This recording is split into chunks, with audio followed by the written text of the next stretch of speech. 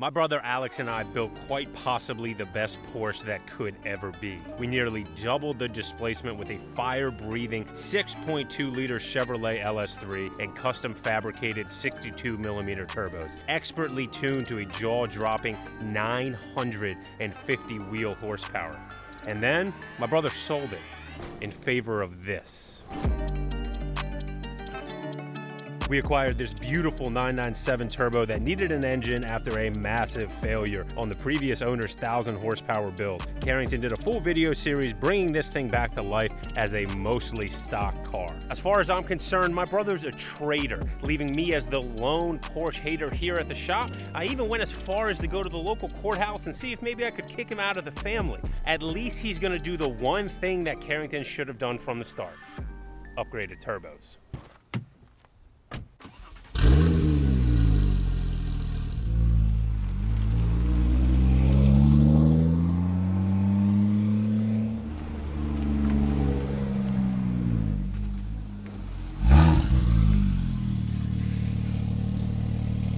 What do you have to say for yourself? I don't have much to say for myself, to be honest. I messed up. I drove it once, and here we are. Oh, look who comes over to join the conversation. Let me clarify what he's trying to say. They went through all this trouble building this high horsepower, 900 horsepower car. I built this raggedy old, 500 horsepower car. He drove it once, decided he wanted a car that I built so much worse than that junker that he built. And look where we are today. Yeah, but see, the only real difference that we have here is you weren't man enough to put the AIM package on it. No disrespect to AIM, because I'm sure it's going to run awesome, but we're going with the little boy package to match the color of this car. Real men drive purple cars and make 1,000 horsepower. Well, I think that sets us up for a pretty good transition. Why don't you go ahead and show us the turbo kit that we just picked up from AIM that's going to be going on Big Bird here. The AIM 750 kit, which is a very, very basic setup. It's a factory housing turbo that has been re-wheeled, along with some supporting mods that we're going to get into a little bit later, but it's basically a full bolt-on car with a very slightly upgraded VTG turbo. Some injectors, some piping, we have a Y-pipe. This car already has a good set of bar and plate intercoolers and a 3.5-inch exhaust. So, like my bro just said, this thing should be a full bolt-on monster by the time we're done with it here.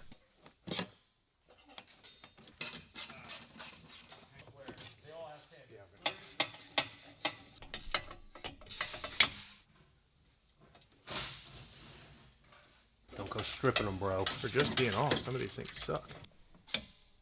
You got that side? We're some regular Porsche mechanics, not even having to take off the rear bumper. Nope. Yeah, good job. Should have stuck with the LS. Quick question for a first-time Porsche owner with a Porsche motor. Yeah. Are these spark plugs like lifetime? I don't know. They would not be fun to do. I do know that much. You put new ones in it? No, I don't think so unless AIM did. I'm sure they did.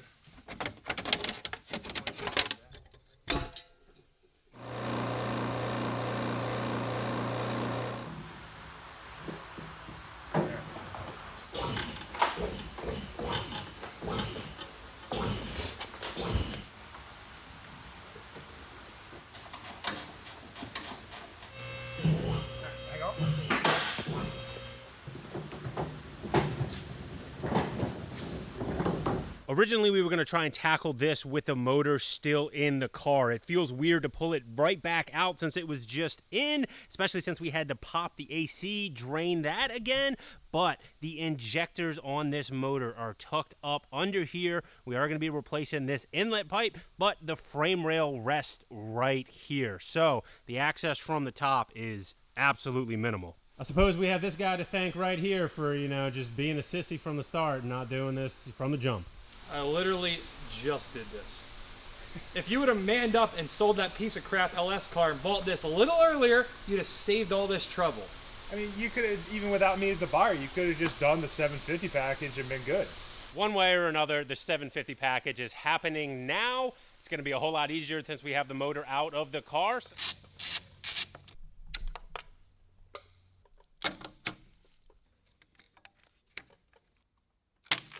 we're putting the ID 1300 XDSs in it.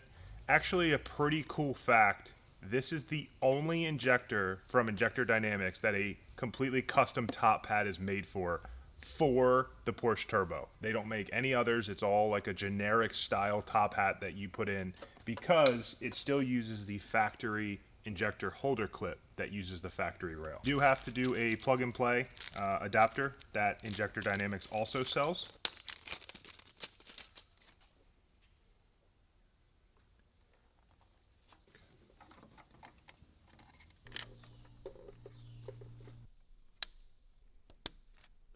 Can you imagine doing that in the car? No. I genuinely have no idea how AIM does injectors in the car. This back corner with this dry sump tank and all the brackets and the turbo lines, I don't even know how you get to the bolts or the injector clip or any of it. It's ridiculous. Well, it is done now, and we are going to move on to pretty much what everybody is here to see, and that is the turbos. If you look in from the top, you can see exactly what was done here, which is a complete re-wheel. The opening where the compressor wheel is actually larger and machined out in order to get a larger compressor wheel, which equals more airflow. First, we're going to swap the diverter valve from the old turbo to the new turbo. And fun fact for the viewers out there, especially if you have a Porsche and, you know, sometimes you need to put your ego in check. If you're feeling, you know, a little bit arrogant about your Porsche, it shares diverter valves with a Ford Focus ST. Yeah, a Ford. Now, if you had something, you know, really cool like an FD RX-7, you would share parts with a Koenigsegg. Just saying.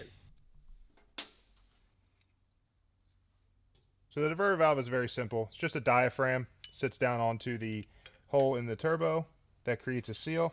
This spring sits down inside of it, which then sits inside of that.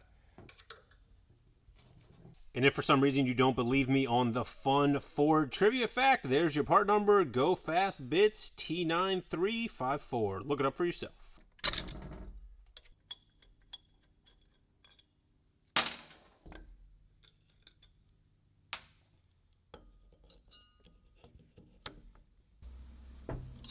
That is it. This factory turbo is going to go back to AIM as a core. This turbo is going to go back on the car. And before it does, we're going to go ahead and change the spark plugs on this thing. Without a turbo on there, the spark plug access is greatly increased. So we're going to go ahead and do that while the motor is out of the car. And really, no matter how much I like to talk crap on these Porsches, I think I enjoy riling up the fan base more than I actually believe what comes out of my mouth on it.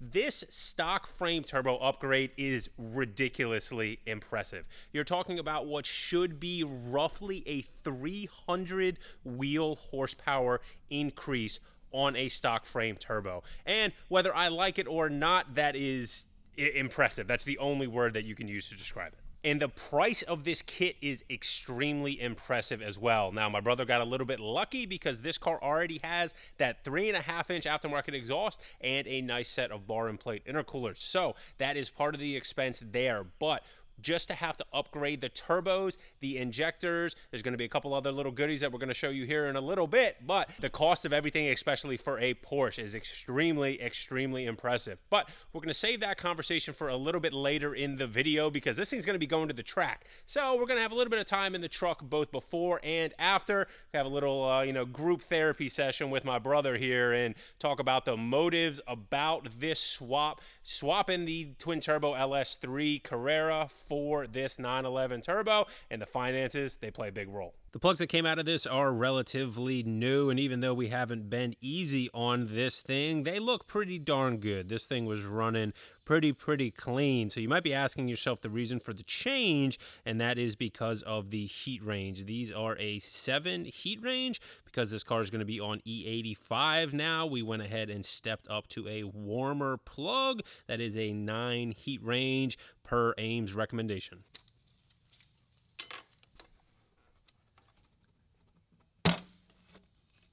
So the last change that we're going to make for this full bolt-on setup that we're going to do is an intake plenum. This comes from Do 88 also, and as you can see, there's a bit of a difference in the way that the airflow. This, from a visual standpoint, is just plain embarrassing. I feel like I could find this in the plumbing section at Home Depot. But to give credit where credit is due, this extremely ugly T-shaped junction, it did the trick, because on the stock setting, this thing was extremely impressive driving down the road. It's obvious to me why this Do 88 intake plenum is needed for upgraded power levels. The flow on this looks like it would be absolutely drastically improved, and it looks absolutely fabulous, even though you're not going to see it tucked up in the engine bay.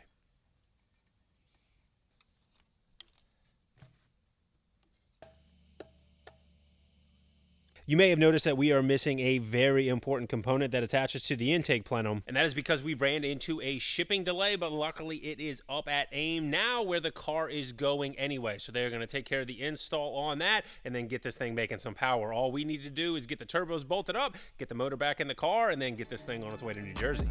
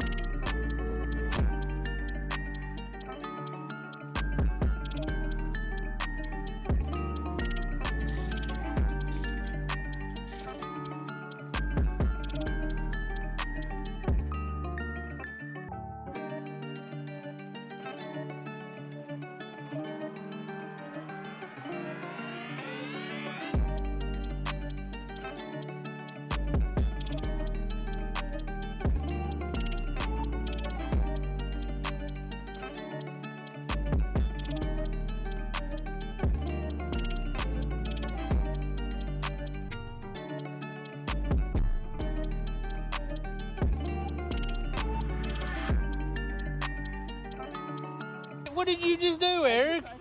You broke his car. Why'd you pull on the handle to open the door? That's pretty good to me.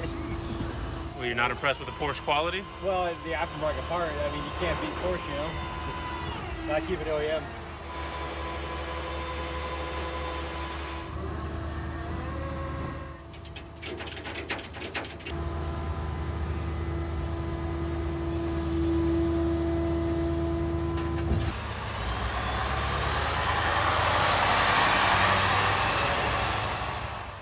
The Porsche is back from AIM, and this thing put down some numbers as promised. 730 horsepower and 690 foot-pounds of torque in something like 95-degree heat. This is one of their proven packages, and both Alex and I can't wait to see what this thing feels like. And we're going to get the chance to do that just a little bit later today. We're going to be headed up to Fuel Fest in New Jersey to run with the Race Motive crew. Really, we probably already should have left, but my brother had some aesthetic changes planned for this car to go along with the newfound power. Everybody knows that looking good is just as important as going fast.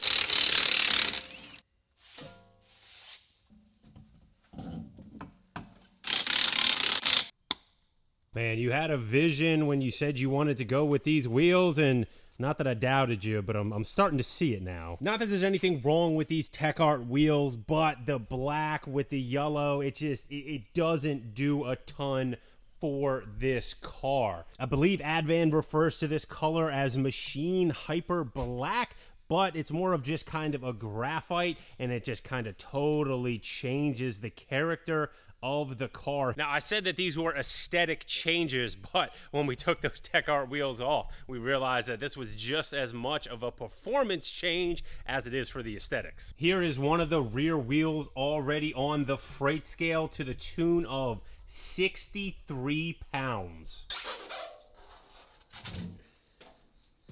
That is an 8-pound difference per corner just in the rear alone. Let's see what the front difference is. 51 pounds for the front Tech Art.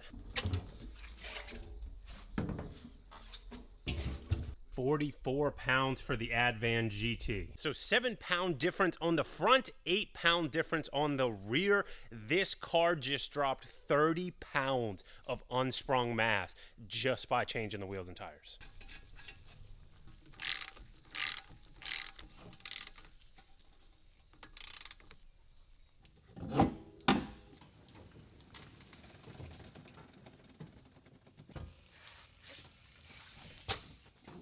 This next change should be just as much for weight savings as aesthetics as well. Last year, Carrington and I did a salvage auction walkthrough out in California where we came across a 997 Turbo S Cabriolet that had the extremely rare and coveted carbon buckets for the 997. Now, these are far more rare from the 997s than they are in the 991s. You see them in the GT3s very often, and then also the 981 Porsche GT4s.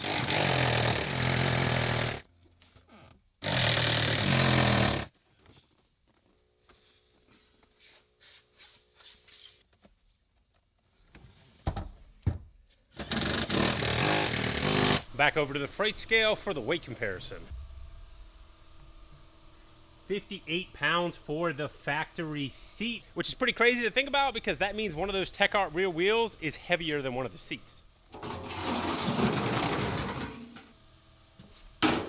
It's flipping back and forth between 37 and 38. We're just gonna go with 38 pounds for the carbon bucket. My memory's letting me down this early in the morning. I think it was 58 pounds for the factory seat, so that means 20 pounds per seat on this car. 40 pounds in the interior that we're gonna drop total, 30 pounds of unsprung weight. This one's heavier.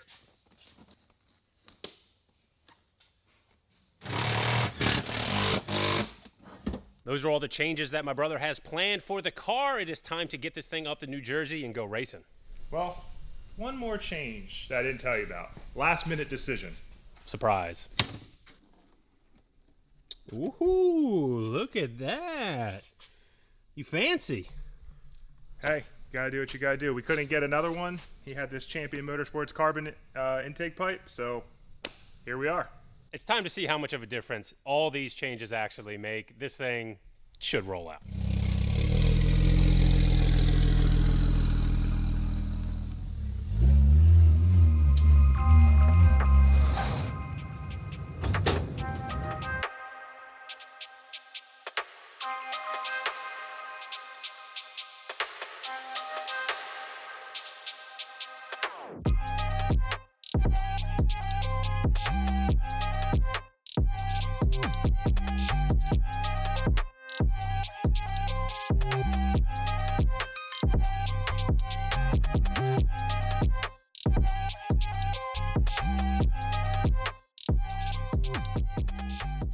So that was a quick kind of test pass. Joe wanted to log 2 and 3 before we went ahead and made like a full-blown pass, even though the track's short enough that that was pretty much full tilt, more or less.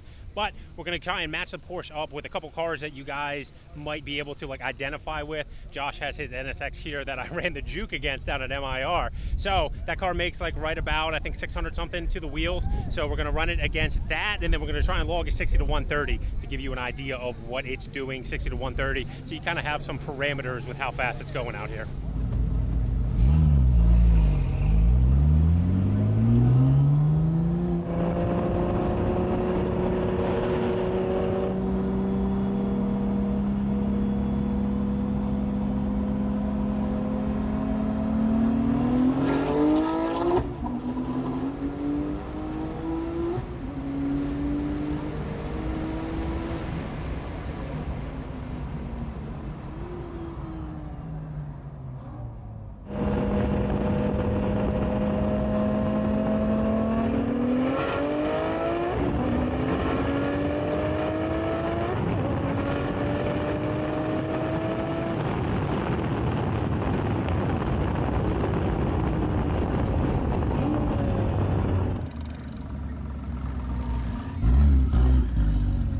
How'd it feel? It feels good. It's very interesting. It hits hard, but it's super smooth when it hits. Really? Yeah, like you lay into it and like you feel it spool, and like it hits you, but it's smooth at the same time. It's kind of hard to explain. It never does like a big turbo hit, but you can feel when boost comes in.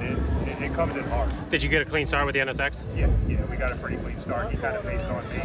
We probably did. Start with me like 40. Yeah, it looked good. The car went 126. 126? Yeah. Okay, so that's about what I was thinking, high 120. Yeah, it looked good. Cool.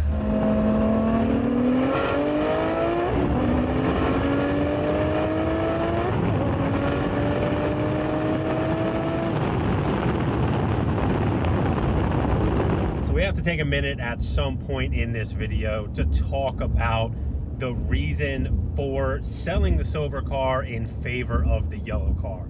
The Porsche fanboys on the channel, they understand it through and through and couldn't agree more with it. Those that are into the LS content that we post up and just like the uniqueness of something that is a different drivetrain in the Porsche are a little bit confused by it, I'm sure. You're basically sacrificing 200 wheel horsepower to make this swap for a car that's very, very similar.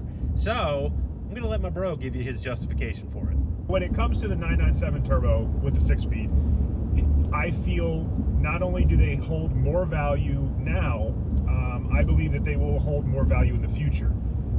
They are very coveted. They only brought, I want to say, and you guys can fact check me on this, I believe it's about 1,200 6-speed cars in the United States during the run of 911 turbos. It's the last manual turbo that was ever done other than the 0.2, but the 997 model was the last of the 0.2. And I feel that it's a move that I could make laterally by selling the silver car to buy this one, given the position that we were able to be in with the yellow car. So to move laterally from a base 997 with a really cool drivetrain and, you know, a nice set of wheels, the GT3 front and all that kind of stuff, to move laterally to a 997 turbo, it was a no-brainer. I had to do it. It makes all the sense in the world to make the move on it. You guys hopefully watched the rebuild series on this yellow car previously. You know how much money the business had into this build. So it made sense for him. The business is still making money on it. Maybe not as much as we could have since he gets a little bit of an employee discount. But at the end of the day, the long-term rational thinking on this, like he said, the 997 is the last manual. The 0.1 is the last Metzger motor that came with these Porsches. So really from a collector's standpoint, down the road, it should be worth well more money than what that silver car is. For a modified car, they never really hold their value. So while the car is fresh and there's still some hype around it from us doing some video on it, I think it made all the sense in the world. This yellow car also has a lot of good options. The spec on it, it's not a low spec car. Really the only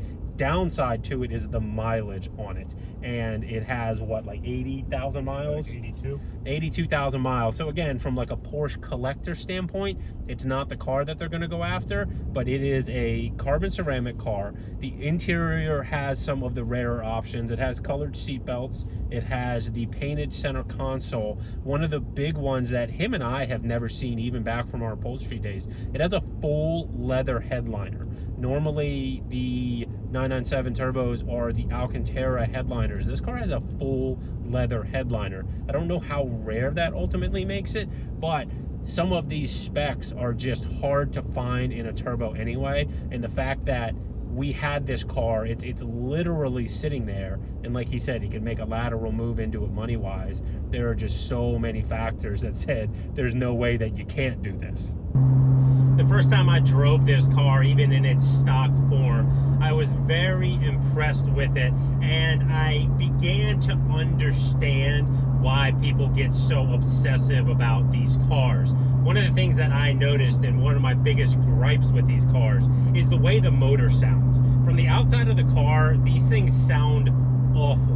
Besides the turbo noise itself, the motor is just, it's loud, it's clanky, it's just not an attractive sounding car. Now, driving the car is completely different. It has a very unique sound, especially when you're rolling into the throttle and it's under load.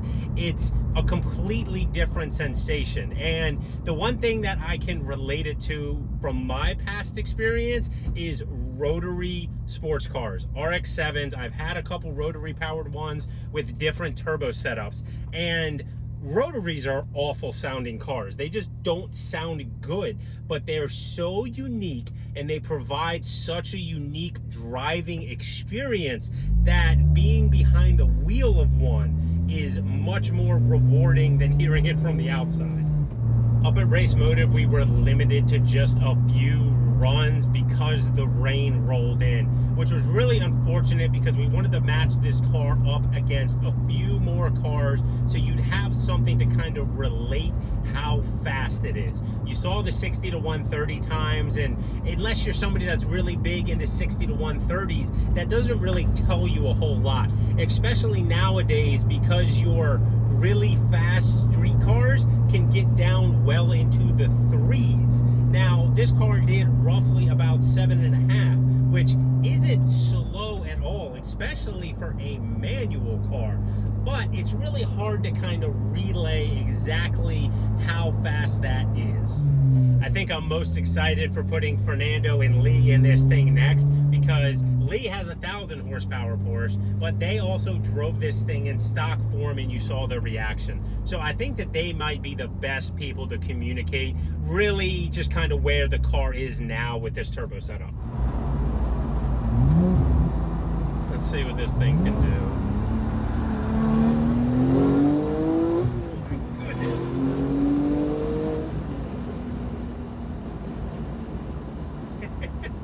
Wow. Yeah, that's a completely different animal. It jumped out in second. That is pretty wild. These are not big turbos. You guys saw earlier, they're just re-wheeled factory frame, but that thing hit hard in second gear. It's a totally different sensation being in a fast manual car than a fast automatic car, where you know it's going to do everything for you and you just got to hang on. Getting thrown around and then realizing that you got to grab the next gear is always interesting. Yeah, from the driver's seat you get all the good noises with none of the bad noises that come out of this car. One more second here.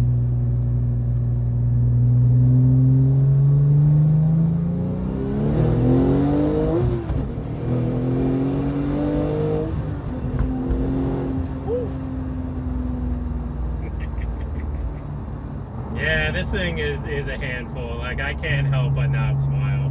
This thing is an absolute monster. This might be the perfect setup for a street Porsche, but I think somebody that can really give great input on that is going to be Lee. We need to put him in the driver's seat of this thing, see what he thinks. How come I didn't get an AIM Performance sticker? Wow. Oh, because your car wasn't this nice? Shut up. Carbon fiber seats. This is fancy. It is fancy. Wow. All right, so the last time I drove this thing, the last time we drove this thing, what did it make? 500? 5 maybe? Probably. All right. I have high hopes. I have really high hopes for this car. I do like these seats. These seats are awesome. Yes. These seats are awesome. I don't like the way they look. I prefer the newer carbon buckets, but they feel awesome. So I think these give you like classic modern style. I love that. It does give it. It's appropriate for a 997. Looks wise, I definitely prefer the newer generation carbon buckets. But feel, these are amazing. Yes, they're awesome. They're definitely better than the Sportsters I have in my car. I'll 100% admit that, feel wise. The only issue there is they're a lot more expensive. Or I would do. I spent all my money on purple paint. Yeah. I'm excited. I loved this car. You guys heard how I talked about this car when it was basically stock. Such an awesome car. So I can only imagine what it's about to feel like now. So it's supposed to make how much more? Like 250 more? About 250 more. I don't know exactly. 750? You guys know what it made. I don't know what it made. Okay. We're just gonna be impressed about how different sure, it is. I'm sure. This has gotta feel good.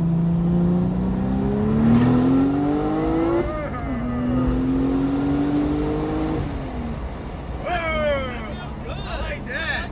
Yeah. Damn. So, I gotta say something. Your car feels like, and this is go like a little bit slowly, but you actually got the torque. I don't know how to explain. So it's the VTG turbos. It's definitely completely different driving experience than my car. Yes. My car is traditional, bigger turbo, small motor type power band. This is not. It's not that. So, Well, but it it's feels cool. awesome. It feels great.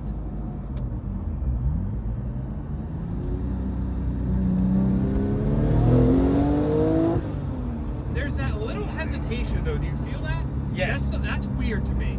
That's what I'm about to say, because it feels like It You feels want to take it, but at the same time it goes slower. yes, it feels like it gets into it, stops for a split second, then keeps going. Is because the turbo size or what? It's got to be something with the variable turbine. I don't know what the G stands for. I don't even know if I got the first two right, honestly. We ditched that stuff on my car. That feels good. It does feel good. I have to say, I know this wasn't expensive. The mods he did were like $2,500 for turbos. You have fuel, you had the tune. Overall, it's super cost effective, but I don't know that I think that this power level is that much of a leap above fun-wise than it was previously. What you're saying is like, you don't think it's worth it to spend that much money because 500 is fine enough? I don't know, because it's not much money. Whereas my build, it was just dumb. It was stupid, it was a lot of money, but there is a noticeable difference. Sure. This one, it wasn't much money, so I guess why not do it, right? Start from third gear.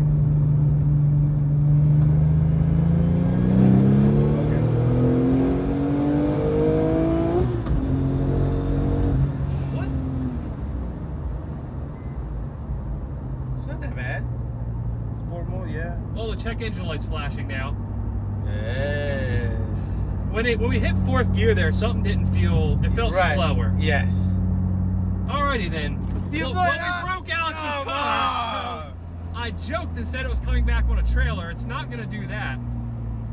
We still have oil pressure, everything's fine. You know what? I'm taking this thing back and he can have the keys and I'm never driving it again. So I thought you were supposed to take it to the tail of the dragon. that's not me. That was before, oh, now it's not flashing anymore. Okay, so That's weird. The check engine light flashed 10 times and now it's off. Probably at this point, this car is just scared of you. It's yeah, it saw me sit down, it's like, oh, Yeah. this guy again. God.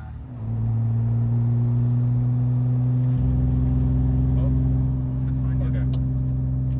Okay. The car feels amazing. Now it's, every time I hit fourth gear, check engine light flashes. Yeah, that's like a piston down. No.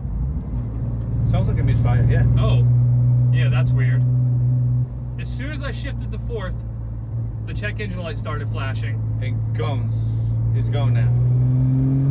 And it has a, like, I don't know. Wait, it's not my car. This isn't my problem. I get to go back to work on other cars. I forget I don't have to figure this out anymore. Whew. Alex, sorry, man. Whew, sorry about your car.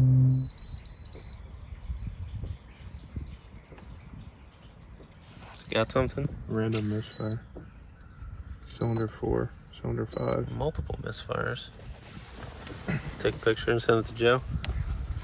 Well, Alex and I just drove the car and we didn't get on it at all, but it drives completely fine. So it's got those misfire codes in there. It may very well be something like a coil pack that has it unhappy. He texted the guys from AIM to see if maybe they have any insight on it, but I don't think it's anything too major, but something that it's just not too happy about. And he needs to get this thing, you know, back up and running in tip-top form because I'm already talking crap. I'm going to be kicking off my R8 rebuild very soon. That car is supercharged and we were planning on pinning these things head to head against each other up at Pocono Raceway for the last race motive event at the beginning of October. I am massively excited about my supercharged R8 rebuild, and I'm also excited to announce that eBay Motors is going to be my partner on the project. I have tons of parts that I have already ordered for that thing. I think it should be a pretty smooth rebuild, but I can't wait to drive it, race it, just see how it is. Driving an R8 that is a complete car, unlike the go-kart. As far as the Porsche goes, though, this thing is a completely different animal now. From the outside, it looks completely different. The wheels did amazing things to change the way that this car looks overall. Those seats are a massive addition in the interior, and as far as the turbos go, man, just completely different car. Runs absolutely phenomenal, except when Carrington drives it, apparently. But we're gonna go ahead and wrap things up here. I'm gonna go in, get started on my R8 project, and once that thing wraps up, I can get back to the RX-7 and then finally pull that Viper swapped 240SX out of the cobwebs that it is collecting in the corner. Carrington's got plenty to keep him busy also. Hopefully you guys are enjoying all the content that we're putting out. If you are, do the normal YouTube stuff, hit the like button, make sure that you have your notifications on so that you are up to date on the latest uploads. Thank you again for tuning in. We'll see you in the next video.